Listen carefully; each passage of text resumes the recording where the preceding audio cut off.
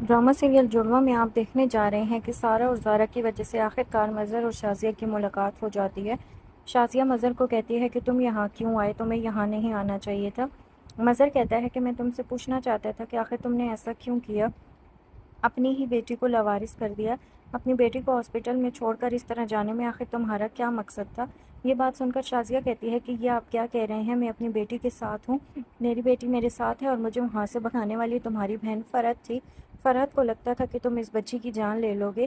یہ بات سن کر مظہر کہتا ہے کہ یہ تم کیا کہہ رہی ہو، میں سچ کہہ رہی ہوں۔ فرحت نے ہی مجھے کہا تھا کہ اس بچی کو لے کر یہاں سے چلی جاؤ اور کبھی بھی گھر واپس مت آنا، کیونکہ مظہر اس بچی کی جان لے لے گا، اور بڑی مشکل سے میں نے اسے سمجھایا ہے۔ شازیہ کی یہ بات سن کر اب مظہر بہت زیادہ حیران اور پریشان ہوتا ہے، کیونکہ فرحت نے تو کوئی اور ہی کہانی مظہر کو سنائی تھی۔ مظہر کہتا ہے کہ تم جھوٹ بول رہی ہو، ایسا کبھی بھی نہیں ہو سکتا، ایک بہن اپنے بھائی کا گھر کیسے برباد کر سکتی ہے۔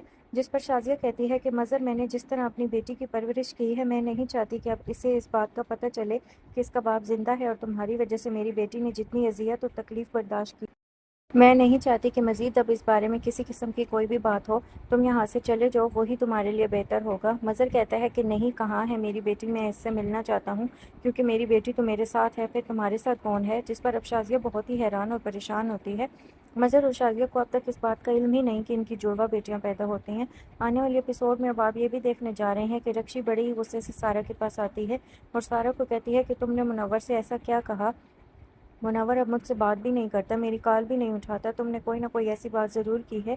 سارہ کہتی ہے کہ میں نے بس تمہارے بارے میں سب کچھ سچ بتایا ہے، جو کچھ تم کر چکی ہو، اس کے بعد اب تمہیں تمہاری کیے کی سزا ملے گی۔ سارہ مسکرا دیتی ہے اور رکشی کو کہتی ہے کہ تم کچھ بھی نہیں کر سکتی، تمہارے ساتھ کچھ حساب برابر کرنے بہت ہی زیادہ ضروری ہیں۔ جس طرح تم نے مجھے اس گھر سے نکالا، میں بھی بس تمہیں اس گھر سے نکالنا چاہتی ہوں۔ بابا کو بہت جلد تمہاری حقیقت کا پتہ چل جائے گا۔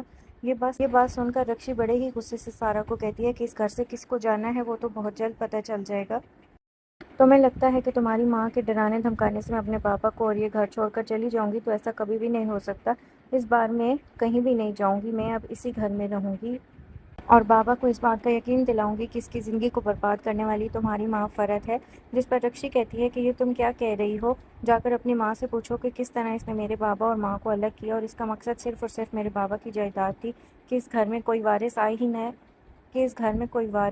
ہی نہ، یہ ساری جائیداد تو صرف اور صرف تم لوگوں کو مل جائے۔ لیکن اب تو کچھ بھی نہیں ملنے والا، یہ سب کچھ آپ آنے والی ایپیسوڈ میں دیکھنے جا رہے ہیں۔ چینل کو سبسکرائب کر لیں تاکہ ہر آنے والی ویڈیو سب سے پہلے آپ تک پہنچ سکے۔